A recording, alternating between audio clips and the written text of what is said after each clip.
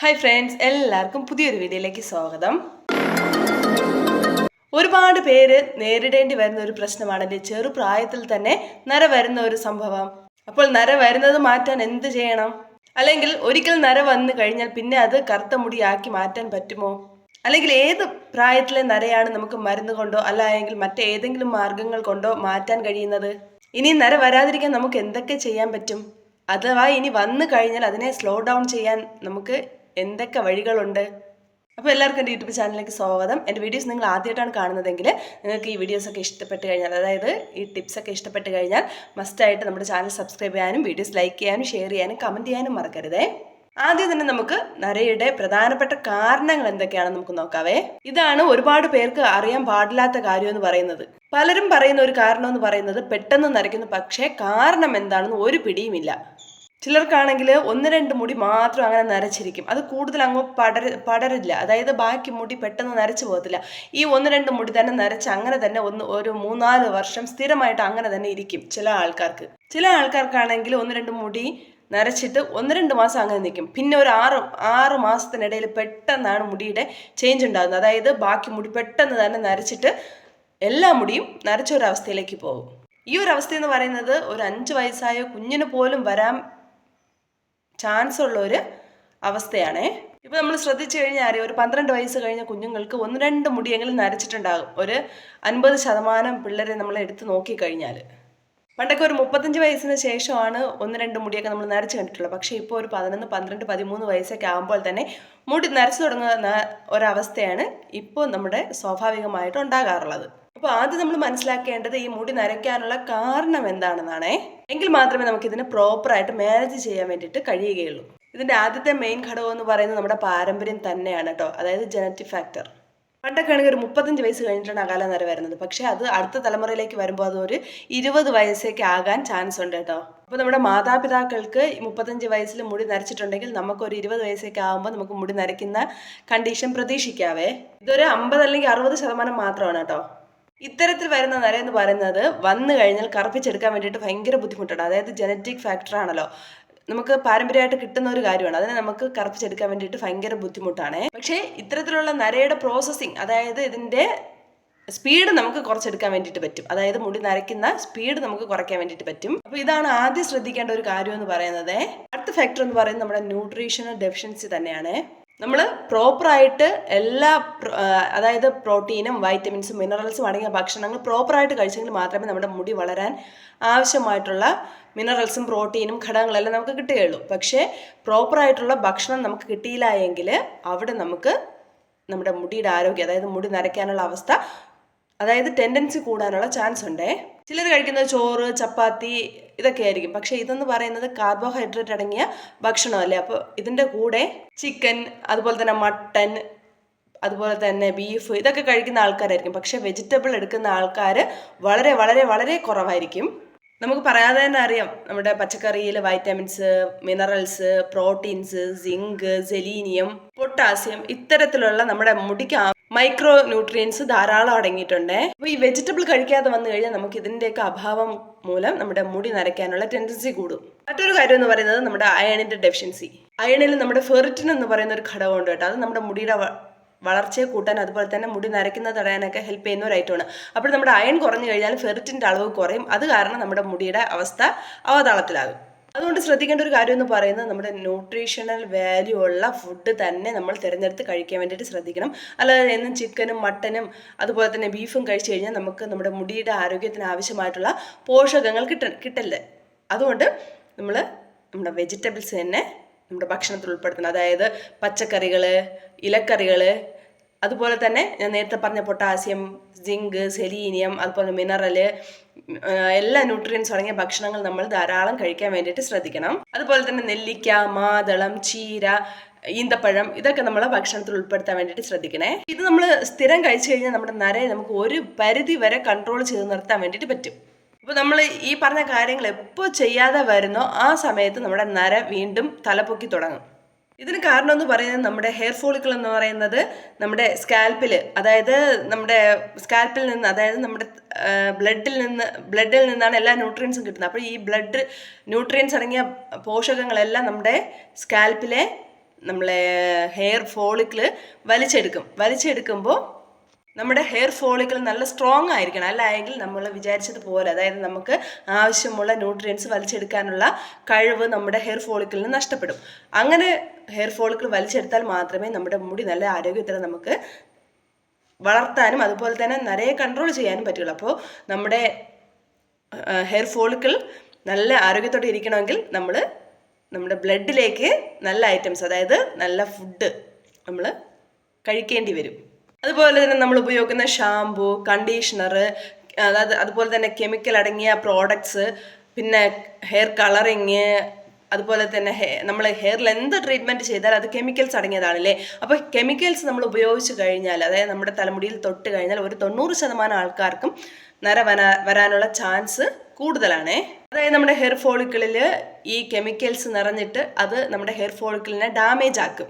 നമ്മൾ ചില ബ്രാൻഡ് ഷാംപൂസൊക്കെ ഉപയോഗിച്ച് കഴിഞ്ഞാൽ നമുക്ക് അറിയാൻ വേണ്ടിയിട്ട് പറ്റും നമ്മുടെ ഹെയറിൻ്റെ കളറ് ചെറുതായിട്ടൊന്ന് ചേഞ്ചായി വരുന്നത് നമുക്ക് മനസ്സിലാക്കാൻ വേണ്ടിയിട്ട് പറ്റും. അപ്പോൾ അങ്ങനെയുള്ള പ്രോഡക്റ്റൊക്കെ ഉപയോഗിച്ച് കഴിഞ്ഞാൽ നമ്മുടെ നര കൂടുതൽ വരാനുള്ള ചാൻസ് കൂടുതലാണ്. നമ്മൾ ചെയ്യേണ്ട കാര്യം എന്ന് പറയുന്നത് ഹെയർ ട്രീറ്റ്മെൻറ്റ്സ് അത്യാവശ്യ ഘട്ടങ്ങളിൽ മാത്രം ഉപയോഗിക്കുക. അതുപോലെ തന്നെ ഹെയർ കളറിങ്ങും എന്നും വാരി തേക്കാതെ നമുക്ക് എന്തെങ്കിലും അത്യാവശ്യ ഘട്ടങ്ങൾ വന്നാൽ മാത്രം ചെയ്യുക. അതുപോലെ തന്നെ ശ്രദ്ധിക്കേണ്ട മറ്റൊരു കാര്യം എന്ന് പറയുന്നത് ഹെയർ കളർ ചെയ്യുന്ന സമയത്ത് ഇപ്പോൾ ട്രെൻഡിങ് ആയിക്കൊണ്ടിരിക്കുന്ന ഒരു സംഭവമാണല്ലേ ഹെയർ കളറിങ്. അപ്പോൾ ഹെയർ കളറിങ് ചെയ്യുന്ന സമയത്ത് ശ്രദ്ധിക്കുക, ഹെയർ റൂട്ടിൽ നിന്ന് ഒരു കാരണവശാലും ഹെയർ കളറിങ് ചെയ്യരുത്. ഹെയർ റൂട്ടിൽ നിന്ന് 1 ഇഞ്ച് അല്ലെങ്കിൽ 2 ഇഞ്ച് മാറിയതിന് ശേഷം മാത്രം നമ്മൾ ഹെയർ കളർ ചെയ്യാൻ വേണ്ടിയിട്ട് ശ്രദ്ധിക്കുക. അല്ല എങ്കിൽ അത് നമ്മുടെ ഹെയറിൻ്റെ റൂട്ടിനെ ഡാമേജ് ആക്കാൻ വേണ്ടിയിട്ട് ചാൻസ് ഉണ്ട്. അതുകൊണ്ട് ഒരു കാരണവശാലും നിങ്ങൾ നമ്മുടെ റൂട്ട് മുതൽ തന്നെ ഹെയർ കളർ ചെയ്യണമെന്ന് ഒരിക്കലും ശാഠ്യം പിടിക്കരുതേ.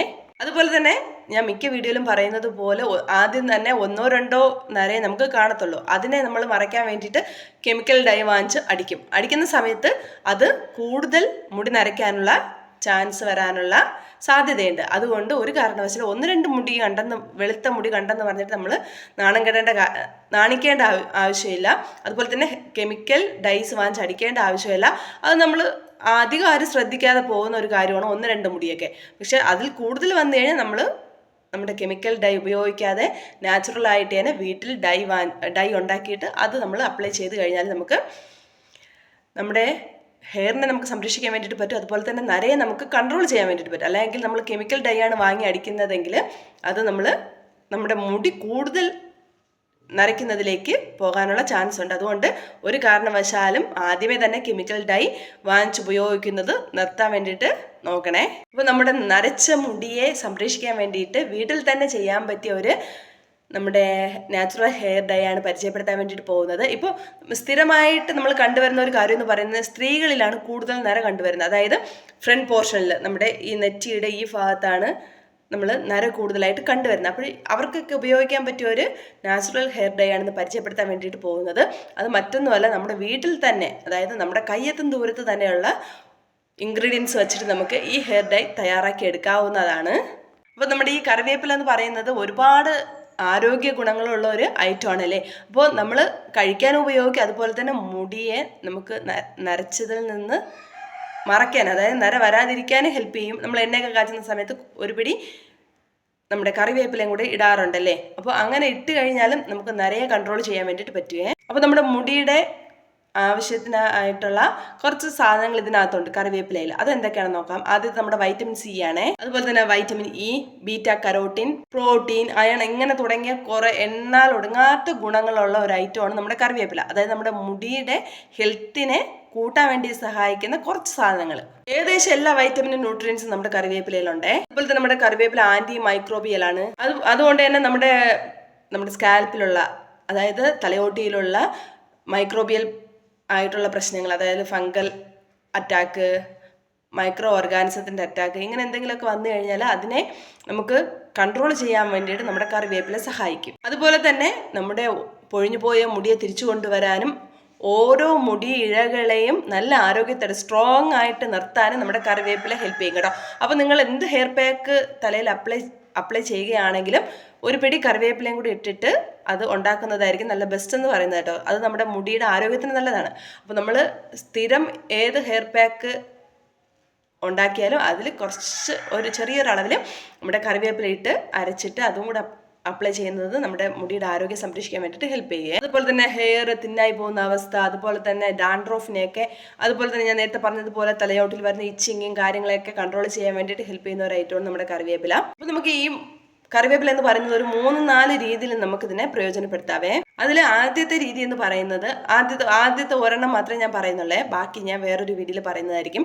അപ്പോൾ ആദ്യത്തെ ഒരു രീതി എന്ന് പറയുന്നത് നമ്മുടെ കറിവേപ്പില അതുപോലെ തന്നെ മാതളത്തിന്റെ തൊലിയാണ് ഇതിന്റെ മെയിൻ ഇൻഗ്രീഡിയന്റ് എന്ന് പറയുന്നത്. അപ്പോൾ ഈ മാതളത്തിന്റെ തൊലിയും അതുപോലെ തന്നെ കറിവേപ്പിലയും ചേർത്തിട്ട് ഈ ഹെയർ ഡൈ എങ്ങനെ ഉണ്ടാക്കി എടുക്കുന്നതെന്ന് നമുക്ക് നോക്കാം. നേരത്തെ പറഞ്ഞതുപോലെ കറിവേപ്പില നമ്മുടെ വീട്ടുമുറ്റത്തുള്ളത് എടുക്കുന്നതാണ് ബെസ്റ്റ് എന്ന് പറയുന്നത്. നമ്മൾ കടയിൽ നിന്ന് വാങ്ങിക്കുന്നതെങ്കിൽ ഒരു 3-4 വെള്ളം നമ്മൾ കഴുകേണ്ടി വരും. അതും മഞ്ഞപ്പൊടി ഇട്ട് വെച്ച് വെള്ളത്തിൽ മുക്കി ഒരു 3-4 പ്രാവശ്യം നല്ല രീതിയിൽ നമ്മൾ വാഷ് ചെയ്യേണ്ടി വരും. നമ്മളെ വീട്ടിൻ്റെ മുറ്റത്തുള്ളതാണെങ്കിൽ അതിൻ്റെ ആവശ്യമില്ല, ജസ്റ്റ് വെള്ളം ഒന്ന് കുടഞ്ഞിട്ട് നമുക്ക് എടുക്കാവുന്നതാണ്. അപ്പോൾ ഈ കറിവേപ്പില നമ്മൾ എടുത്തതിന് ശേഷം നല്ലവണ്ണം കഴുകി അത് ഉണങ്ങണം. ആ നമ്മൾ കഴുകിയ വെള്ളമല്ല അത് മാറ്റിയെടുക്കണം.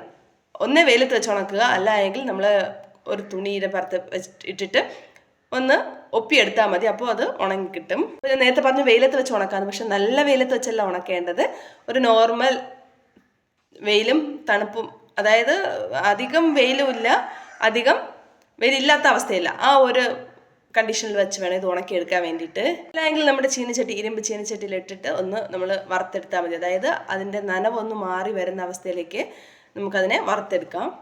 ഇങ്ങനെ നമ്മൾ വറുത്തെടുക്കുന്ന സമയത്ത്, അതായത് ഇങ്ങനെ നമ്മൾ ഇതിലിട്ട് എന്താ പറയുക ഇളക്കി കൊടുക്കുന്ന സമയത്ത് നല്ലവണ്ണം ഇതൊന്ന് മൊരിഞ്ഞ് വരണം. അതായത് നമ്മൾ ഇത് ഇളക്കിക്കൊണ്ടിരിക്കുന്ന സമയത്ത് ഇത് പൊടിയുന്ന ഒരവസ്ഥ വരും. ആ ഒരു അവസ്ഥയിൽ തന്നെ നമ്മളിത് എടുക്കണം. ഒരു കാര്യം ശ്രദ്ധിക്കുക, കരിഞ്ഞു പോകാൻ വേണ്ടിയിട്ട് പാടില്ലേ. അടുത്തിന് രണ്ടാമത്തെ ഇൻഗ്രീഡിയൻ്റ് എന്ന് പറയുന്നത് നമ്മുടെ മാതളത്തിൻ്റെ തൊലിയാണ് കേട്ടോ. ഈ തൊലിയിലുള്ള കറയാണ് മെയിൻ നമ്മൾ ഈ ഹെയർ ഡൈ ഉപയോഗിക്കാൻ വേണ്ടിയിട്ട് എടുക്കേണ്ടത്. ഇത് മാതളത്തിൻ്റെ തൊലി നമുക്ക് 2 രീതിയിൽ എടുക്കാം കേട്ടോ. അതായത് മാതളത്തിൻ്റെ തൊലി എടുത്തിട്ട് ചെറുതായിട്ട് കട്ട് ചെയ്ത് നല്ലവണ്ണം ഉണക്കി എടുക്കാം. കറിവേപ്പില നമ്മൾ ഒരു ദിവസം കൊണ്ട് ഉണക്കിയെങ്കിൽ ഈ മാതളത്തിൻ്റെ തൊലി ഉണക്കാൻ ഒരു 3-4 ദിവസം എടുക്കും കേട്ടോ. ഈ ഉണങ്ങി കിട്ടിയിട്ട് ഈ മാതളത്തിൻ്റെ തൊലി നമുക്ക് മിക്സിയുടെ ജാറിലാക്കി നല്ലവണ്ണം പൊടിച്ചെടുക്കാം. അതുപോലെ തന്നെ നമ്മൾ നേരത്തെ വറുത്ത് വെച്ചിരുന്ന കറിവേപ്പിലയും പൊടിച്ചിട്ട് എടുക്കണം. അതിന് നമ്മുടെ കറിവേപ്പിൻ്റെ പൊടിയും വേണം, അതുപോലെ തന്നെ മാതളത്തിൻ്റെ തൊലിയുടെ പൊടിയും എടുക്കണം. ആൾക്കാർക്ക് ഇതിൻ്റെ തൊലി എടുത്ത് കട്ട് ചെയ്യണം, പിന്നെ ഉണക്കണം, അതിനെ പിന്നെ പൊടിക്കണം, ഇതൊക്കെ ചിലപ്പം ബുദ്ധിമുട്ടായിരിക്കും. അങ്ങനെയുള്ളവരാണെങ്കിൽ ഈ തൊലി കട്ട് ചെയ്തിട്ട് വെള്ളത്തിലിട്ട് നല്ലവണ്ണം തിളപ്പിച്ച്, അതായത് നല്ലവണ്ണം തിളപ്പിക്കണം. ഒരു 10, 20, 25 മിനിറ്റെങ്കിലും നല്ല ഹൈ ഫ്ലെയിമിൽ വെച്ചിട്ട് തിളപ്പിച്ച് കഴിഞ്ഞാൽ ഇതിൻ്റെ കറ, അതായത് ഒരു ബ്ലൂയിഷ് കളറായി മാറും കേട്ടോ ഇതിൻ്റെ വെള്ളം. അതിനുശേഷം നമ്മൾ കറിവേപ്പിൻ്റെ പൊടി എടുക്കുക, അതിലേക്ക് മാതളത്തിൻ്റെ പൊടിയും ഇട്ട്, അല്ല എങ്കിൽ നമ്മൾ മാതളം ചൂടാക്കിയാണ് എടുക്കുന്നത്, വെള്ളം ചൂടാക്കിയാണ് എടുക്കുന്നത്, ആ വെള്ളം ഒഴിച്ചിട്ട് നല്ലവണ്ണം മിക്സ് ചെയ്ത് ഇനി ഇതിലേക്ക് നമ്മൾ ചേർക്കാൻ പോകുന്നത് ഹെന്ന പൗഡറാണ് കേട്ടോ. ഇപ്പം നമ്മൾ പൊടിയാണ്, അതായത് മാതളത്തിൻ്റെ തൊലിയുടെ പൊടിയും കറിവേപ്പിൻ്റെ പൊടിയും എടുക്കുന്ന സമയത്ത് പൊടിയാണ് എടുക്കുന്നതെങ്കിൽ ഈക്വൽ എമൗണ്ടിൽ എടുക്കാൻ വേണ്ടിയിട്ട് ശ്രദ്ധിക്കണേ. നമ്മൾ ഹെന്ന എടുക്കുമ്പോൾ ശ്രദ്ധിക്കുക, ഒരു 1.5-2 ടീസ്പൂൺ ഹെന്ന ഇതിലേക്ക് ആഡ് ചെയ്തിട്ട് ഇതിൻ്റെ കൂടെ നമുക്ക് ഇനി ആഡ് ചെയ്യേണ്ട 1 സ്പൂൺ നെല്ലിക്കയുടെ പൊടിയാണ്. അപ്പോൾ ഇത് നമുക്ക് നല്ല എഫക്റ്റീവായിട്ട് കിട്ടണമെങ്കിൽ ഒരു ഇരുമ്പ് ചീനച്ചട്ടിയിൽ ഇതെല്ലാം കൂടെ ഇട്ടിട്ട് നല്ലവണ്ണം മിക്സ് ചെയ്ത് കുറച്ച് നേരം ഒന്ന് വച്ചേക്കണം. ഒരു 10-15 മിനിറ്റ് വച്ചതിന് ശേഷം ചെറുതായിട്ടൊന്ന് ചൂടാക്കണം കേട്ടോ. ഒരു കാരണവശാലും കരിഞ്ഞു പോകാൻ വേണ്ടിയിട്ട് പാടില്ല.